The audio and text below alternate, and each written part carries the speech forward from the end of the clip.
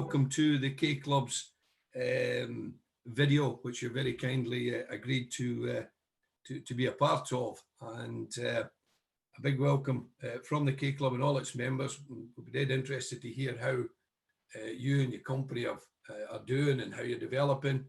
And really, to kick us off, can you give us a bit of the origin of the company, where you've come from, how it all kind of started, and just to talk through maybe your employees, number of employees, and products and services you do, types of customer, that kind of thing, to give us a feel for your company. Yeah, I'll go right back to the start. So Howorth were formed all the way back in 1858, actually, and that was wow. The reason they were formed was to put air regimes into the cotton mills. So if you go down to Quarrybank Mill, you'll see something about when the legislation came out about clean air into cotton mills, and Howorth were at the forefront of that. Wow. So they've always been pioneers, and for decades they were owned by the Howorth family. And Hugh Howorth was well renowned for his pioneering within engineering and manufacturing, and in particular the clean air side of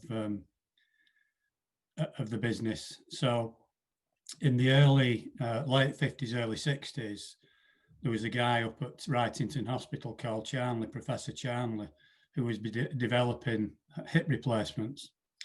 One of the problems was, as on my very first K Club meeting, I sat next to Kathy Stone, and she said, "What do your company do, Jim?" So I said, as I like to do, "Well, we save lives." At which point Kathy asked me what we did, and I explained that we did clean air, and in particular ultra clean operating theatres.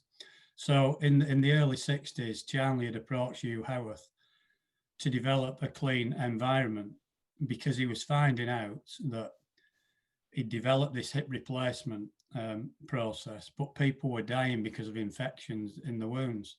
So when I spoke to Kathy, she, unusually, I think for Kathy, I've only met her once, but she was extremely quiet, and she just listened.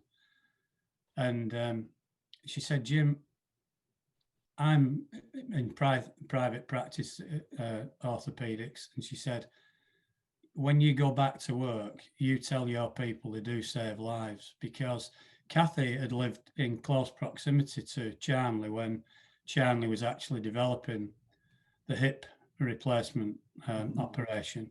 And she shared with me that prior to our ultra clean solution, which is what we developed for operating theatres, that they used to have death meetings on the wards because of people dying through hip replacements or through infections through the hips or the knees, etc. So it really hit home with me, and Kathy offered at some point to come up and talk to our people, and no doubt she will, or will do it in this format at some point, because the simple fact is everything that Howorth does ultimately has an impact on lives. So we were the first people to develop an ultra clean canopy which sits up in the ceiling of an operating theatre for operations with deep wound surgery involved, to stop the infections getting into those wounds. And then in the 90s, we ventured out into manufacturing equipment for the big drug manufacturers, because again it's an air regime, but it's containment, so it's stopping any risk of the drugs getting contaminated, or actually the harmful effects of the drugs in the raw state attacking the operator who's working on them. So we've been pioneering for all that time. So Howorth was formed all those years again in Rochdale, which is really ironic, because I think that the values of Howorth are very similar to the values of the co-op, which was formed also in Rochdale, as you know. And in the early 1900s, Howorth moved to Bolton, which is our factory is still the factory that they moved into all those years ago in Farnworth. And it's certainly not a modern manufacturing facility. But, we've had some real challenges. We were bought out, or the company was bought out of the family and was successfully sold in around about 2006 to some venture capitalists, which unfortunately went wrong. The timing was partly the problem, because of the recession, and we are now where we are today, if you like. But still that company that everything that we do is about saving lives, improving the quality of life, reducing risk to people. How interesting is that? I mean, you're Howorth Air Tech, and I'm an engineer by trade, so I'm thinking, oh, it's air conditioning systems, rattling about a factory or something like that, and then you get into the nitty gritty of it, and you're doing some absolutely vital work. So, clients-wise and types of customers, who lifts the phone to you and says, I need X, Y, or Z? So we work very on the medical. So the business is effectively three streams. So we've got medical projects, we've got pharma, the pharma solutions, and also service and after sales. On the medical side of the business, it's predominantly the NHS and people like Spire Healthcare, who we do a heck of a lot of work with. And so medical at the moment is predominantly UK. The pharma side, there's a lot more overseas, so America, Singapore, etc. A bit into Europe, but more outside of that. But they're all the blue chip drug manufacturers. So, for example, we've helped GSK very recently provide some equipment that they'll be producing the COVID vaccine in. We've done some other equipment for a company that supports AstraZeneca in their development of the COVID vaccine. We've worked on a project quite recently that treats schizophrenia. I'm personally linked in with a guy who up until recently was the commercial director up at GSK Ulverston. I got involved with him through the government initiative of Mentoring for Growth. And when I went up and on my visit to GSK Ulverston, we were walking around and he said, that facility, Jim, is where we will use your isolators. So an isolator to the layman is the glove box that you may have seen where people are working through gloves in a clean area. And he said, that's where we will use your isolators. And without even thinking about it, I said, oh, just as a matter of interest, how many people roughly will be treated in a year in the drugs that you manufacture in one of our isolators? He told me it was 1 million people a year. Wow. Now in 2018, and I say that because I've not done the figures for 19, it doesn't really matter because it'd be any year. But in 2018, we delivered 30 isolators. So 30 million people across the globe being treated just through the drugs manufactured in our isolators. That's more than the population of places like Cardiff, Stoke, Derby on a weekly basis. And it's more than Old Trafford football ground full on a daily basis. Wow. So you multiply that. Well, multiply that by the number of people that desperately want you or I to get better, to come safely through an operation and then be treated with the drugs that are produced in these units.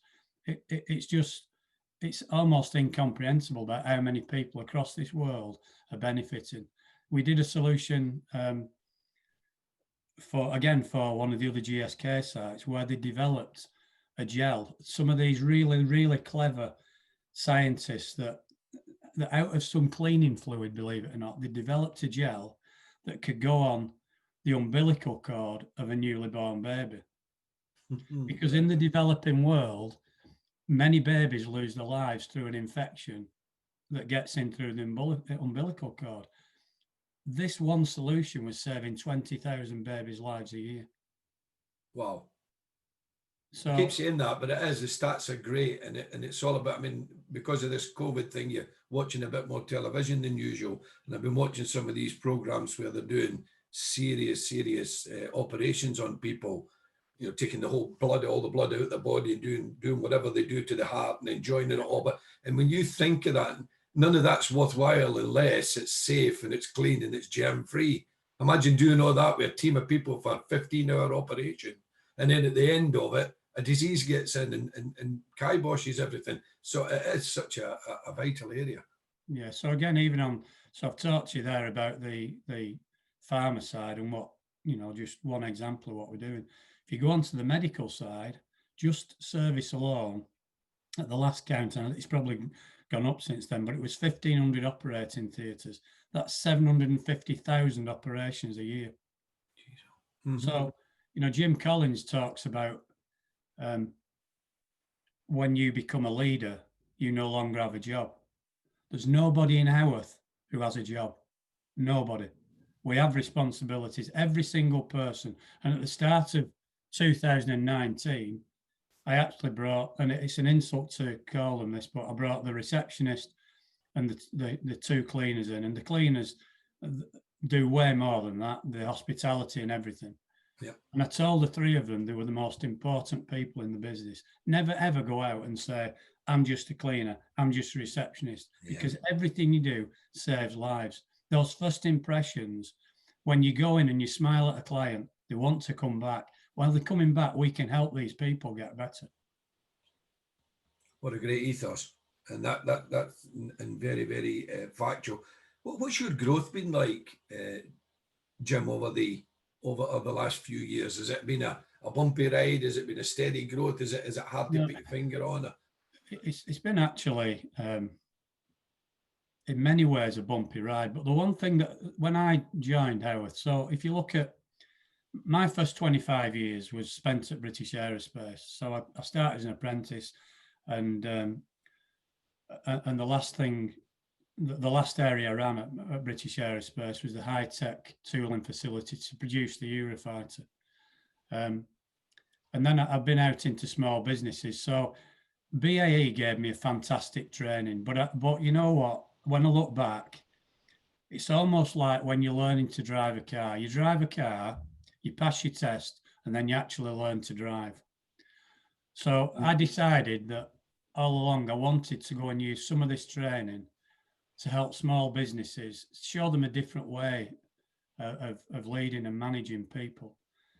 One thing I learned was, it was a bit of a shock to my system, because I thought, blimey, they make so much money in service and after sales. I'd never seen all that side of it. When I came to Howorth, I couldn't believe that our service and after sales part was quite small, because wherever I'd been previously, actually quite often the service had greater turnover than the machines.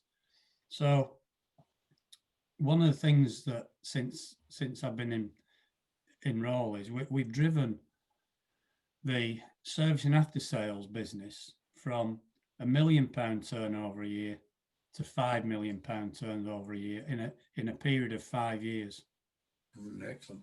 Now the person that's leading that is a lady called Claire Fenlon, who I've actually introduced to the K Club. I want her to get that development that she got. Claire joined us as the office manager.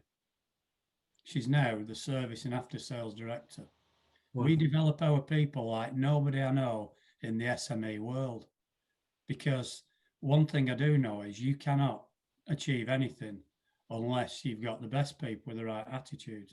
And that doesn't always mean that they're fully trained when they join you. What we need is people with the right ability, with the right attitude, and they can achieve whatever they want to achieve. And I know I'm going a little bit off piece here, but when I get going, I can't help it, because that's good. In terms of the other areas, it's been quite tough. I mean, ironically, the toughest area this year has been in healthcare. And one of the reasons is, obviously, it's difficult for the hospitals to give downtime. What they have done is they've made sure that service and after sales we're always in. We've got service engineers in and out of these hospitals every day of the week since COVID. And guess what? Not one of them have contracted COVID. Yeah, testimony on its own, isn't it? So, but healthcare has been tough, but I think we're coming through that. And if you look at the pharma side, well, pharma, we're going to go into pharma. As we go into next year, we will have work that will take us well into 2022, and looking at a new facility to manufacture that out of. So it's really positive. There's massive challenges. The last 2 years have been absolutely transformational, and the reason they've been transformational, in my view, is because in particular, I have always believed in what I call the invisible workforce. So the invisible workforce is everybody that's desperate to help Howorth because they absolutely buy into what we're about and they want to be part of this success story. But there's untapped talent. There's a wealth of talent that I can pick up the phone to and say, look, I've got this problem. Now, one of the problems of the industry we're in, both sides, medical and pharma, very incestuous. And when I got to Howorth, when I arrived at Howorth, I lost count of the number of times that one of my colleagues, who I'm very close to, but one of my colleagues would keep saying, "You're not technical, Jim, you're not technical." And you know what? It was, if you got really down to the design and manufacture, the HVAC systems, whatever, he was right. But I was past that. And I don't mean that in a nasty way. No. I pointed out to him that I was the only chartered engineer in the business, but I was no longer here to design isolators. I was here to actually build and develop teams that were better than I was. And actually, if all we ever did was look within our business, within our industry, it would be like teaching your child at home. And I'm not knocking people for that, but there is a gap. If you teach your child at home, there is some gap. Well, we talk about being, my predecessors who were all, from a sales background. My last predecessor had previously been the global sales director for a massive company, and he talked about us being world class. Well, I don't think they knew how to go about that. So my view is, let's just get on with doing what we know we need to do, and things will happen. So we're way off world class. We're way off best in class. But what I do know is, when I started in this role in 2018, we did the first ever employee survey, independent employee survey. And I waited with bated breath to see what engagement we got. And I weren't bothered about the results. I wanted to see how many people completed those forms. And there were over 90% completed them. And we had some, there was some challenging things. You need to get better at this, better at that. 6 months later, we did our next employee survey. We got greater uptake and we got improved marks because we had absolutely listened, and we went back on every point and told them exactly what we could do and what we couldn't do. And then in the middle of COVID, I said, right, well, let's do another survey. And some of my colleagues said, are you mad? We're doing a survey in the middle of all this lot. I said, well, we've got to find out what people feel, regardless of whatever the environment is we're listening. And I was delighted to say that we had 100% documents returned. I thought we were going to be one short because the lad were on holiday, and we decided we were going to do it anyway. But just before we'd formally published them, he came back off holiday, got in touch with our HR office and said, I've not done that survey. I need to be able to do it. So we let him do it. That gave us 100% and 4.5 rating out of 5 for people saying they feel proud to work for Howorth.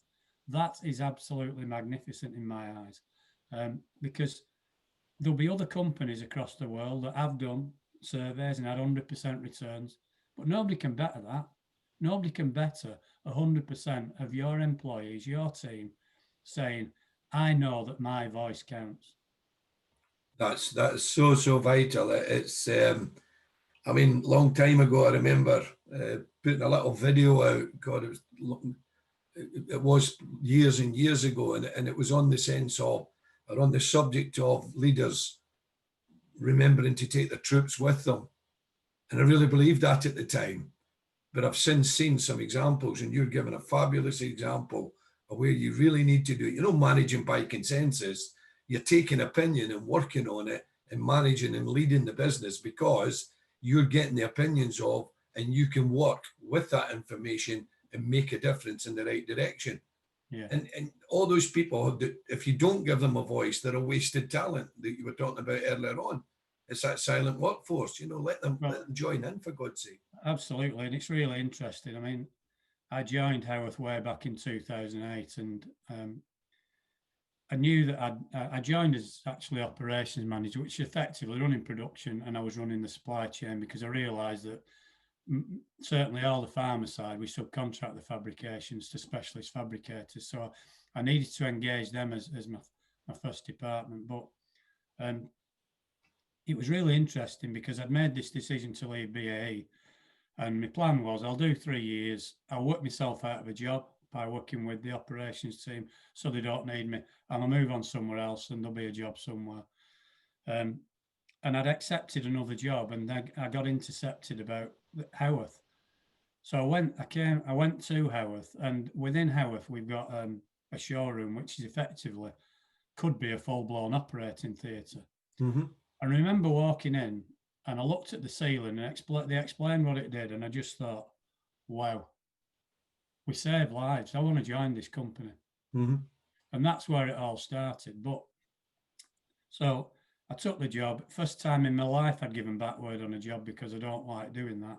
Yeah. But there was just something that I felt, if you look at, I was extremely proud to work at British Aerospace.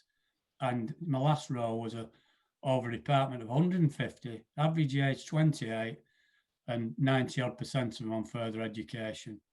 And I was extremely proud that I was contributing to the manufacture of Eurofighters. And this is not a political statement, but they are killing machines. And I would argue that they probably saved more lives than they took. But if I was proud of working there, how should I feel about working in Howorth? So all I said I started early on, and as I've said to you in other conversations, Charlie, I find it a struggle when I'm the centre of attention, but I stood in front of all the shop floor and I gave them a little bit of my background, and I said, I think you'll enjoy working with me, but I know I've got to earn your respect and you've got to earn mine. But the first thing I will do is I'll learn all your names. And within a week, I knew all the names. One of the reasons for that is when I moved sites within BAE once to that high-tech tooling facility, my immediate manager, I said to him, how many people work here in the department? He said, about 150. I said, I need to get to know them all. Hey, you'll never do that, he said, because they're on different shifts, blah, blah, blah. So I got photographs of them all. I stayed, that first 2 weeks, I worked from 7 in the morning to whatever at night, and I met every person on shift. And not long after joining, a guy walked past me and I said, I can still remember his name. I said, good morning, Derek. And it was like a cartoon because he just stopped in his tracks. He come back. He said, what did you just say then, Jim? I said, good morning, Derek. He said, Jim, I've worked in this department for 18 months. You're the first person at your level that's ever known my name. Mm-hmm. That shows you the power of just having a real interest in your team. And Howorth are now pushing 130 employees, but they're my family. We are a family. And sometimes with the family, you have to pull the rope in now and again and say, son, that isn't acceptable. That's fine. But we're going to have a set of values that are absolutely non-negotiable in the business. So if you wind it forward, the company's had a torrid time. So I joined in 2008. Within 15 months, the MD had made me his general manager. But then literally as doing that, the venture capitalist pulled the plug, and suddenly I were on this great rise, and suddenly I'm there and I'm coaching everybody through an administration period. But we came out the other side, we were 30 strong. And with the new owner, I became the ops director. And slowly but surely we built that up. But I think, one of the nicest things, when I first joined the company, we had one apprentice. And the apprentice had 1 foot out of the door. And I basically got his training provider in. And we sat down and I just said, Corey, and he won't mind me mentioning his name. I said, it's your choice. You either double your wage or you lose your job. I'm happy to help you double your wage, but you've got to come on board.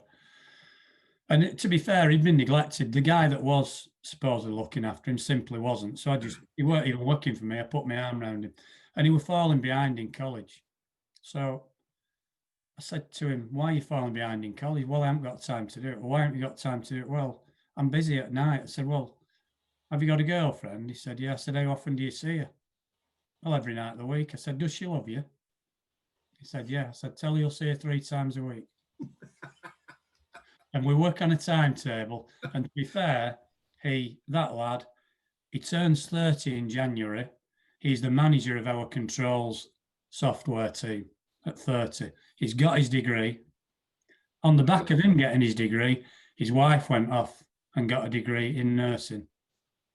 So that's all on the back of this. But the real power of this is that I spoke to him a few months back and I said, Corey, I've watched you sort of stagnate for a couple of years because I've realised you've got a young family. Tasha's been doing a degree. I said, but now it's time to get your career going again. He said, yeah, I know, Jim. He said, and I've been thinking that as well. He said, but you know, all them years ago, he said, if you had to come to this company, I'd probably be in prison now. He said, because the guys I were in with, he said, one of them is actually doing life for murder. Yeah. And he said, when you spoke to me, he said, I cut them all off. And he said, it was a lonely place to be. He said, because I had you and I had Tasha. That's all I had. But, you know, how powerful is that? That's worth more than any salary I'll ever get. Yeah. And I think the real message there is that everybody counts and giving them their opportunity to shine. I mean, I've said loads of times, and I picked up on something you said at the beginning of this conversation about, I hate it when anybody said, I'm only the driver. And I've pulled the driver aside and said, do you know something? If the manager didn't come in, we'd probably miss him, but we could do without him for the day. I said, if I didn't come in, nobody would notice. I was the area manager or something. I said, see, if you don't come in, we're absolutely goosed. Yeah, and he got it. And I said, look, your value. And if you look at the great game of business, it's actually, there's good stuff in there that says, look, tell people where they make a difference and where they actually make the money and what contribution they do and how that goes back into the company pot and allows us to do loads of other things. And if you give people the area of value and where they count and where they matter, you've got what you've just described there, a guy that will walk through walls for you. And that's a fantastic story. And look how his life has gone in a right direction when it could have gone in a really dodgy one. Yeah. So fair play and good, much credit to you. I think one of the things that I'd like to touch on really is people hear me talk about the Howorth Way a lot. And it's so powerful. It underpins everything that this company's about. So I told you when I joined the company about this saving lives thing. So in 2017, we exited our managing director. We moved him on because he simply wasn't it was about himself, not the company. Yep. So I ended up as managing director, something never in my wildest dreams I'd looked to achieve. And we called everybody together on the shop floor. Now, the communications in Howorth prior to me were, if they got called to the shop floor, it was bad news. Yeah.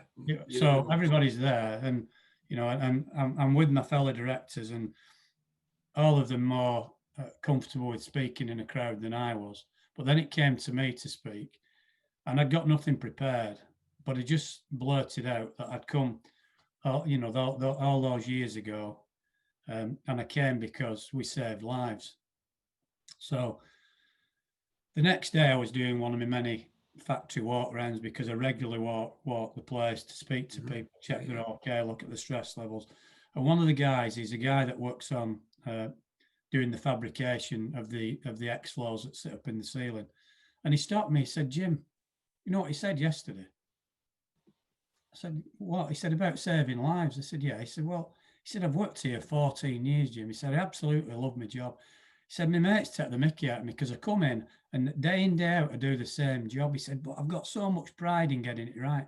He said, but last night I was home and I spoke to my wife and I just said, Jim's right. We do save lives. Now, that was the point when I realised how powerful that statement was, because to me, I just thought, well, there's not everybody must realise it. So I looked at our mission statement and it was a diatribe of rubbish. So we brought that in some sort of order. And then I came across Simon Sinek, start with why. Well, you can't start better than saving lives, can you? So we've developed our why about reducing risk and improving quality of life. And one of the problems I had when I went to Howorth, I'd always been in manufacturing. But when I joined Howorth, my mates were saying, well, what do you do now, Jim? Because they'd seen me move to, for 12 months, I was Bertie Bassett, because I helped a guy set up a sweet shop, an online sweet shop. I did his warehouse for him. But they called me Bertie Bassett. But anyway, I was really struggling, because on one side it was construction and, clean air, engineer, etc. The other side was manufacturing. But the very last line in our why is we engineering for life. So that really summed it up. So we really had then a really strong purpose. But then I've been in position since the beginning of 2018. In July 18, I was on the edge of a breakdown as I was trying to pull a strategy together. None of my predecessors had done a strategy. And when I tried to do it, I realized why. Because they were trying to do a full-blown strategy for all the business with all these different competing elements, when in many ways, with 3 SMEs under one banner. So I thought, I need some outside help. So I started to look at places like Vistage, and I spoke to a lady called Diane Elbert Morgan at the Chamber of Commerce, and she introduced me to Paul Winterbottom on the tab board. So I really bought into Paul. I joined the tab board, and at the same time I signed up for that Mentoring for Growth, which put me with this commercial director from GSK Ulverston.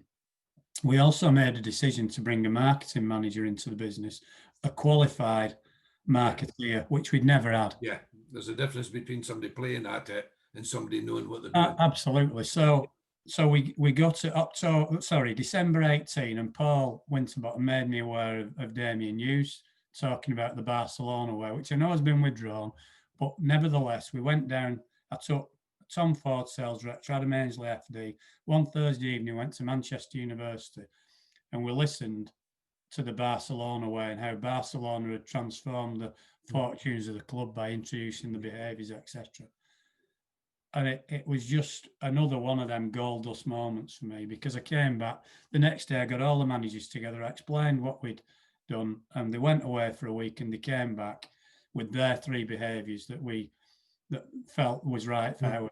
And to a person, they came back with integrity and excellence. And then the debate was, what was the thing that pulled them all together? And we came up with collaboration. Right. So we then developed our behaviour framework. So if anybody's being recruited now, there is always an element, and a big element, on their behaviours, because the technical skills get them into the dressing room, as they say, and the behaviours and their attitudes get them out on the pitch. So nobody gets recruited into Howorth unless there's been a real deep dive into their behaviours. But so then that was coined as the Howorth way, because effectively after the Barcelona way. But the Howorth way now is evolved, because we've got a fantastic purpose. We've got great people that we're developing, and it's all underpinned by our behaviour framework. Yeah. And we've got fantastic support way outside this business. We've got the K Club, we've got the alternative board, we've got employee engagement support, we've got other companies. So Siemens at Congleton have been absolutely fantastic help to us, because they can see the journey we're on. And one of the things I've seen at Siemens at Congleton is the closest thing in a blue chip company to an SME, because they're an island and they had to perform, otherwise the work would have gone to China. So they're a step beyond us. But what they have got is they've got the resources that I haven't got financially, we haven't got financially. And guess what? They're happy to send their people in free of charge to work with us, to help us. You can't put a price on that. Yeah. So everybody in Howorth knows the Howorth way is a full-blown package. It's not just a set of behaviours. But if you go and you talk to, I went and I watched Sean Wayne talking, because I'm a rugby league fan, and particularly Wigan. But I went down to one of his talks, and he faced exactly the same things as we are facing. And he made it clear that you have to have a set of values that are absolutely non-negotiable. And that's what we've got. And there's been a clear message that says, if you don't follow these behaviours, these values, then at some point you won't be with us. Yeah, you're on the wrong bus. Absolutely. And that, you know, that collectively, we've got a long way to go. We've come on 1 million miles in the last few years. We've got 1 million more miles to go. But what I do know is I'm very, very privileged to work with a fantastic team. And when I left BAE, I thought I would never, ever work with anybody as talented again. What I do know is these people I'm working with can stand toe to toe with the counterparts at BAE. Yeah, you know, look them in the eye. I know that they're up there. And you look at our apprentice training scheme, it's as good as anything in SMA. It must be. You know, the distinctions competition that the apprentices have is fantastic. You've spoken about a lot of things today, and you've given people a great insight into your company. But I think the most impressive thing for me, and without blowing sunshine in your left ear, your whole attitude, the whole way that you carry yourself is all about learning. It's all about caring. It's all about thinking about other people and making it work. But the thing I like is that you're not frightened to go and ask advice. I mean, I know Paul Winterbottom at the Tab, and they're good people. He's a good man, but you've got to see that you need that help first, and then he can do his job.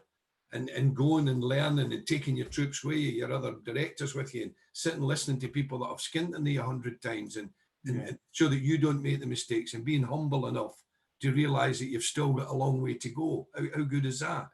You know, but that is you'll not go far wrong. You keep that I think going, because people see that and they associate it with it rather than a distant leader that they can't get to grips with, and they're waiting for. I mean, your statement there, I'm a bit older now, I'm afraid to say, but I remember way back in the day, I'm an engineer by trade, I'm a tool maker, and I remember that shop floor mentality and stuff. And if the gaffer came out the office, it usually meant you were in trouble.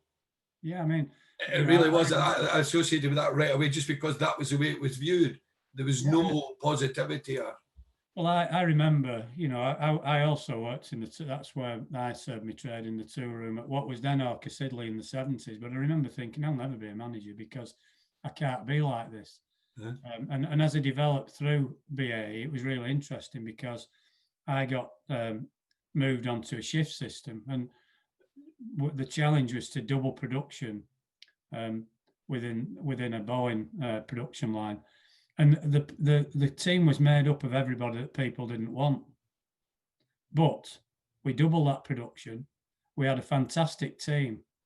And, you know, I remember doing my first brief on that with that team with me. It was a 4-shift system. So the shift I was on, at the end of each shift, the 3-day shift, we'd give a brief. And the very first shift, there was a guy sat in front of me just reading his paper. But I had the union rep next to me. I said, right, I want you to make a note of every point that's brought up in this. The following week, they brought up 15 points. The following week, I reported back on every one of the 15 points. He never read his paper again in my briefs, because actually we'd made progress as well. And one of them, you know, he said, we've been asking for that for 18 months, Jim. All it was, we were a Boeing department, and yet we had a big picture of an Airbus in the department. So we couldn't remove it, but we grayed it out, and that's all they wanted. You know, they didn't want to see a big Airbus looking at them when they were you know, doing that on production. And all of that, Jim, comes from when you're looking and coming from an engineering background and looking at and saying, I'll never be a leader because I don't. But you want to look, and you didn't have any example of what good looked like. No, that's the problem. So the one thing you can be rest assured, and I could talk to you all day, my man, I promise you. But one thing you can be rest assured, when people are looking at you, they know what good looks like. And I really, really appreciate you giving your time and your insight into your career, your business, and it's looking good for the future. You've got great plans ahead. And I really thank you for your time. And that was superb. I really enjoyed it. I hope you did. Yeah, I did. Yeah. Thanks for giving me. Very proud of what you've achieved. It's always a pleasure. Thanks, Jim. So thanks, Charlie. Take care. And you. Thank you.